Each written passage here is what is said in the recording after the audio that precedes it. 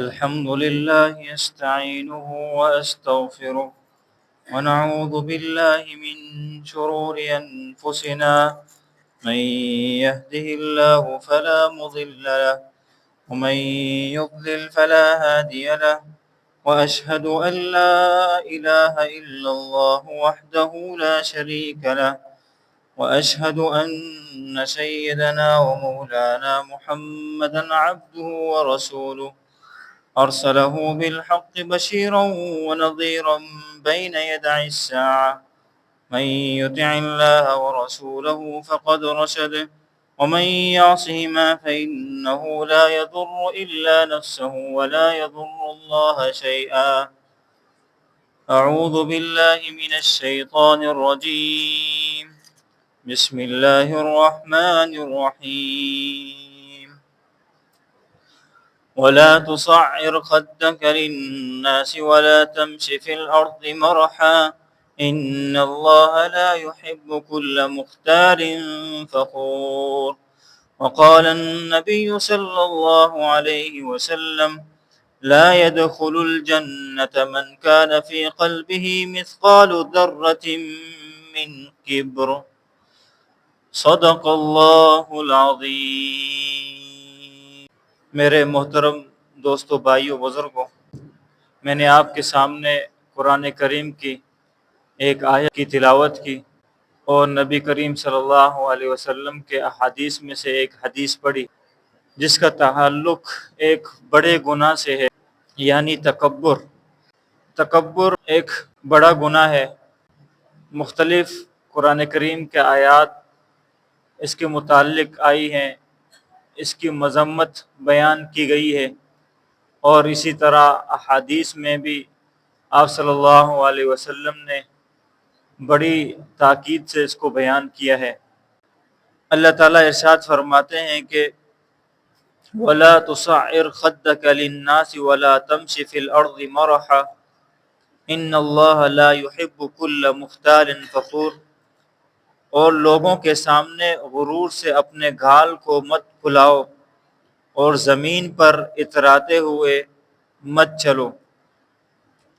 یعنی یہ اللہ تعالیٰ کا پیغام ہے، حکم ہے، وَلَا تُصَعِّرْ خَدَّكَ لِلنَّاسِ وَلَا تَمْشِ فِي الْأَرْضِ مَرَحًا، کہ لوگوں کے سامنے جب بات کرو، بات چیت کرو، ملاقات کرو، تو اس میں ایسا نہ ہو کہ تم لوگ اپنے گال کو پھلا کر بات کرو، غرور کرو، تکبر کرو۔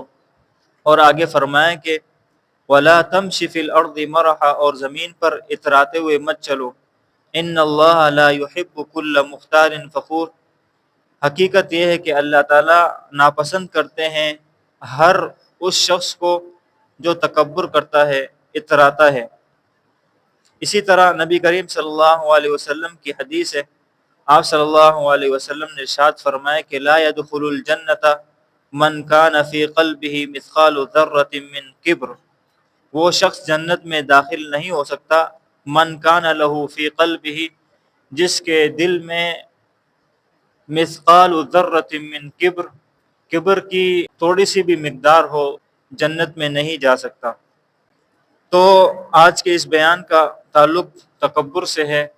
تکبر ایک بڑی بیماری ہے، ایک بڑا گناہ ہے۔ اب تکبر کیا چیز ہے؟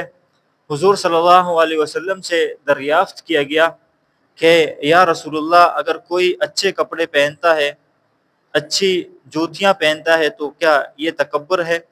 تو آپ صلی اللہ علیہ وسلم نے تکبر کی تعریف کرتے ہوئے بتایا کہ تکبر کسے کہتے ہیں۔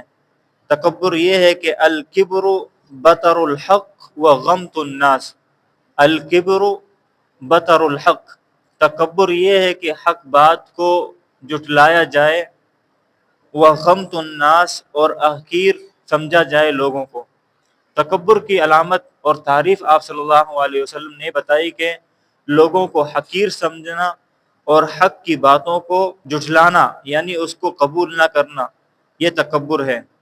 اسی طرح حضور صلی اللہ علیہ وسلم کی حدیث ہے، آپ صلی اللہ علیہ وسلم نے ارشاد فرمایا، حدیث قدسی ہے، آپ صلی اللہ علیہ وسلم فرماتے ہیں کہ اللہ تعالیٰ نے فرمایا ہے کہ الکبریاء ردائی کبریائی اللہ کی چادر ہے، اور فرمایا وعظمت ازاری، عظمت میری ازار ہے، جو ان میں سے کسی کے ساتھ میرے ساتھ جھگڑے گا میں اس کو جہنم میں پھینک دوں گا۔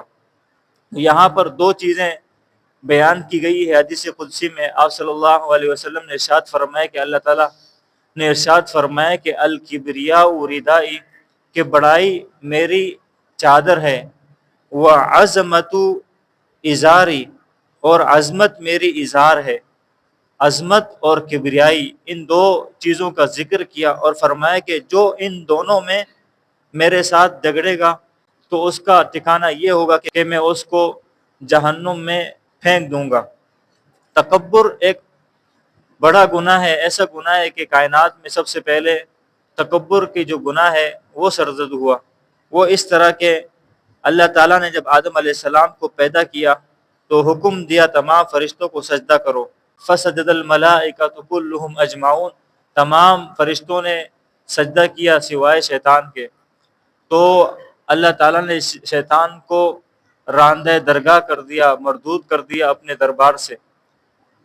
تو یہ تکبر کے ہی نتیجے میں ہوا کہ شیطان نے کہا کہ میں اس سے افضل ہوں، مجھے تو آگ سے پیدا کیا گیا ہے، اور آگ کی خاصیت یہ ہے کہ رفعت بلندی کو جاتا ہے، اور یہ مٹی سے پیدا کیا گیا ہے، اور مٹی کی خاصیت ہے عاجزی، نیچے ہونا۔ تو کائنات میں جو سب سے پہلا گناہ ہوا وہ تکبر۔ اسی طرح فرعون جو کہ تکبر کی وجہ سے برباد ہوا، غرق ہوا، اس کو جب پیغمبر وقت نے دعوت دی، اس نے سرکشی کی اور کہا کہ سب سے بڑا رب میں ہوں، اللہ تعالیٰ نے قیامت تک کے لیے نشان عبرت بنا دیا۔ اسی طرح حضرت ابراہیم علیہ السلام نے دعوت دی تو بجائے دعوت قبول کرنے کے اس نے یہ کہا کہ تم اللہ تعالیٰ کی صفت بیان کر رہے ہو کہ اللہ تعالیٰ مارتے ہیں اور زندہ کرتے ہیں، تو یہ صفت تو میرے اندر بھی ہے، میں بھی مارتا ہوں اور زندہ کرتا ہوں۔ ایک جیل میں تھا، اس کو آزاد کر دیا، زندگی دے دیا، اور اسی طرح ایک شخص باہر جا رہا تھا، اس کو پکڑ کر کے قتل کر دیا۔ تو حضرت ابراہیم علیہ السلام نے کہا کہ میرا رب وہ ہے کہ وہ مشرق سے روزانہ سورج کو طلوع کرتا ہے اور مغرب میں غروب کرتا ہے، تو تم یہ کر کے دکھاؤ کہ آج مغرب سے سورج کو طلوع کرو۔ تو قرآن کہتا ہے کہ فَبُہِتَ الَّذِي کفر، کہ کافر مبہوت ہو گیا، کوئی جواب نہ دے سکا۔ تو اس نے تکبر کیا، اس کا نتیجہ یہ ہوا کہ لنگڑا مچھر اس کے دماغ میں گھس گیا اور اس طرح وہ عبرت کا نشان بنا۔ تو تکبر اللہ تعالیٰ کو پسند نہیں۔ تو تکبر کے اسباب کیا ہیں؟ تکبر کس طرح پیدا ہوتا ہے انسان میں؟ نمبر ایک، علم۔ جب اس کے اندر علم آ جائے، وہ علم کو دیکھے کہ میرے پاس بہت سارا علم ہے، تو اس سے تکبر پیدا ہو جاتا ہے۔ اسی طرح نمبر دو، عبادت۔ جب وہ عبادت گزار بن جاتا ہے تو کہتا ہے کہ میں بڑا عبادت گزار ہوں، اس سے تکبر پیدا ہو جاتا ہے۔ اسی طرح نمبر تین، حسن و جمال۔ اللہ تعالیٰ نے کسی کو حسن و جمال دیا ہے تو اسی وجہ سے اس کے سبب اس میں تکبر آ جاتی ہے۔ اسی طرح خاندان، قبیلہ، نسب وغیرہ، اس سے تکبر آ جاتی ہے۔ اسی طرح کسی کے مرید زیادہ ہو جائیں، واہ واہ کہنے والے زیادہ ہو جائے تو اس میں تکبر پیدا ہو جاتی ہے۔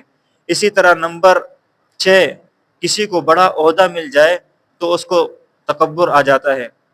تو یہ بیان کا خلاصہ یہ ہوا کہ تکبر کے یہ جو 6 اسباب ہیں، اس کی وجہ سے جب انسان تکبر کرتا ہے تو وہ ہلاک ہو جاتا ہے، وہ نعمتیں چھن جاتی ہیں۔ تو اس کا حل یہ ہے کہ جو بھی نعمت کسی کو مل جائے تو وہ خاص اللہ تعالیٰ کا فضل سمجھے، عطا سمجھے۔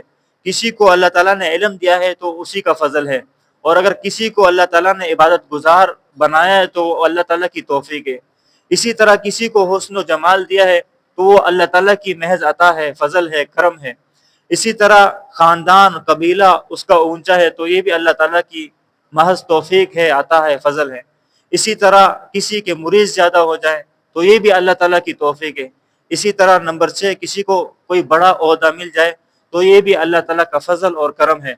تو تکبر کے اسباب یہ ہے کہ ان سے تکبر پیدا ہو جاتا ہے۔ بس انسان کو ہر وقت یہ توجہ اور یہ فکر لائق ہو کہ یہ جو کچھ ملا ہے، علم ملا ہے، عبادت گزار ہوں، یا حسن و جمال ملا ہے، یا عہدہ ملا ہے، یا میرے چاہنے والے زیادہ ہیں تو یہ صرف محض اللہ تعالیٰ کی توفیق سمجھے، اللہ تعالیٰ کی نعمت سمجھے اور اس پر شکر ادا کرے۔ اللہ تعالیٰ ان تمام باتوں پر عمل کی توفیق عطا فرمائے۔